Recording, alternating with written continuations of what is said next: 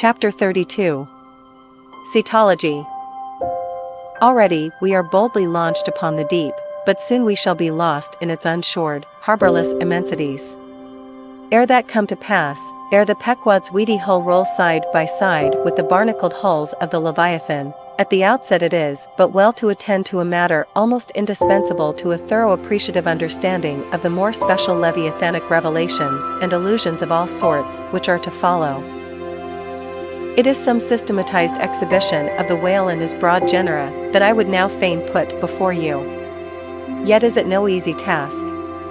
The classification of the constituents of a chaos, nothing less, is here essayed.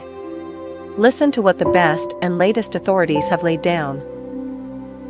No branch of zoology is so much involved as that which is entitled cetology, says Captain Scoresby, A.D. 1820. It is not my intention, were it in my power, to enter into the inquiry as to the true method of dividing the cetacea into groups and families. Utter confusion exists among the historians of this animal, sperm whale, says Surgeon Beale, A.D. 1839.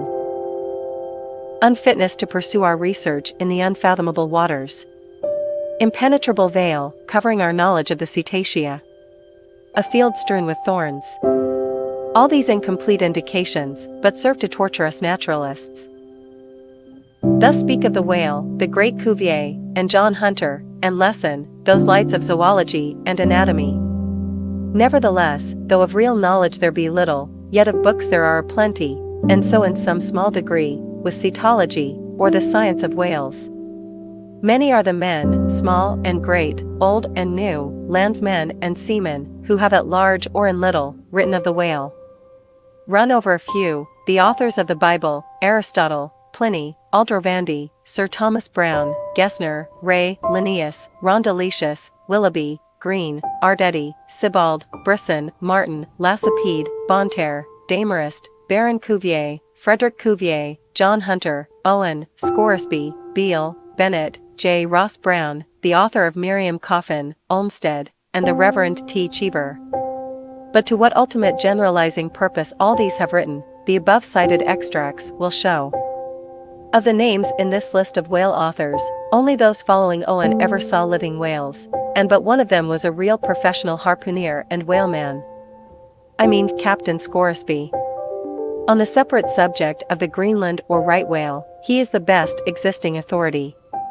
But Scoresby knew nothing and says nothing of the great sperm whale, compared with which the Greenland whale is almost unworthy mentioning. And here be it said that the Greenland whale is an usurper upon the throne of the seas.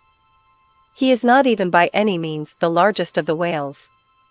Yet, owing to the long priority of his claims, and the profound ignorance which, till some 70 years back, invested the then fabulous or utterly unknown sperm whale, and which ignorance to this present day still reigns in all but some few scientific retreats and whale ports, this usurpation has been every way complete.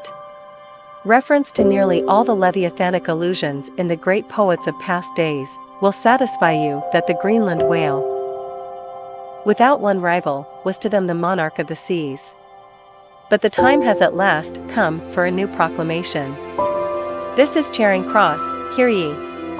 Good people all, the Greenland whale is deposed, the great sperm whale now reigneth. There are only two books in being which at all pretend to put the living sperm whale before you, and at the same time, in the remotest degree, succeed in the attempt. Those books are Beale's and Bennett's, both in their time surgeons to English South Sea whale ships, and both exact and reliable men. The original matter touching the sperm whale to be found in their volumes is necessarily small, but so far as it goes, it is of excellent quality, though mostly confined to scientific description. As yet, however, the sperm whale, scientific or poetic, lives not complete in any literature. Far above all other hunted whales, his is an unwritten life. Now the various species of whales need some sort of popular comprehensive classification, if only an easy outline one for the present, hereafter to be filled in all its departments by subsequent laborers. As no better man advances to take this matter in hand, I hereupon offer my own poor endeavors. I promise nothing complete, because any human thing supposed to be complete must for that very reason infallibly be faulty. I shall not pretend to a minute anatomical description of the various species, or, in this place at least, to much of any description. My object here is simply to project the draft of a systematization of cetology. I am the architect, not the builder. But it is a ponderous task, no ordinary letter sorter in the post office is equal to it. To grope down into the bottom of the sea after them, to have one's hands among the unspeakable foundations, ribs, and very pelvis of the world, this is a fearful thing. What am I, that I should essay to hook the nose of this Leviathan? The awful tauntings in Job might well appall me. Will he, the Leviathan, make a covenant with thee? Behold, the hope of him is vain. But I have swam through libraries and sailed through oceans. I have had to do with whales with these visible hands. I am in earnest, and I will try. There are some preliminaries to settle. First, the unsettled condition of this science of cetology is in the very vestibule attested by the fact that in some quarters it still remains a moot point whether a whale be a fish. In his System of Nature, AD 1776, Linnaeus declares, "I hereby separate the whales from the fish." But of my own knowledge, I know that down to the year 1850, sharks and shad, alewives and herring, against Linnaeus's express edict, were still found dividing the possession of the same seas with the Leviathan. The grounds upon which Linnaeus would fain have banished the whales from the waters, he states as follows: on account of their warm bilocular heart, their lungs, their movable eyelids, their hollow ears, penum intrantum feminam mammis lactantem, and finally, ex legna turi jur meritoque.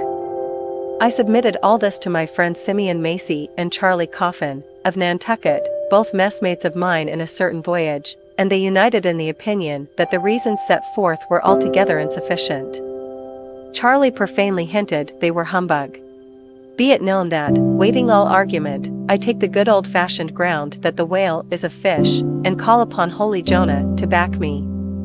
This fundamental thing settled, the next point is, in what internal respect does the whale differ from other fish? Above, Linnaeus has given you those items. But in brief, they are these: lungs and warm blood, whereas all other fish are lungless and cold-blooded. Next, how shall we define the whale, by his obvious externals, so as conspicuously to label him for all time to come? To be short, then, a whale is a spouting fish with a horizontal tail. There you have him. However contracted, that definition is the result of expanded meditation. A walrus spouts much like a whale, but the walrus is not a fish, because he is amphibious. But the last term of the definition is still more cogent, as coupled with the first. Almost anyone must have noticed that all the fish familiar to landsmen have not a flat, but a vertical, or up and down tail. Whereas, among spouting fish the tail, though it may be similarly shaped, invariably assumes a horizontal position. By the above definition of what a whale is, I do by no means exclude from the Leviathanic brotherhood any sea creature hitherto identified with the whale by the best informed Nantucketers, nor, on the other hand, link with it any fish hitherto authoritatively regarded as alien. Hence, all the smaller, spouting, and horizontal-tailed fish must be included in this ground plan of cetology. Now, then, come the grand divisions of the entire whale host.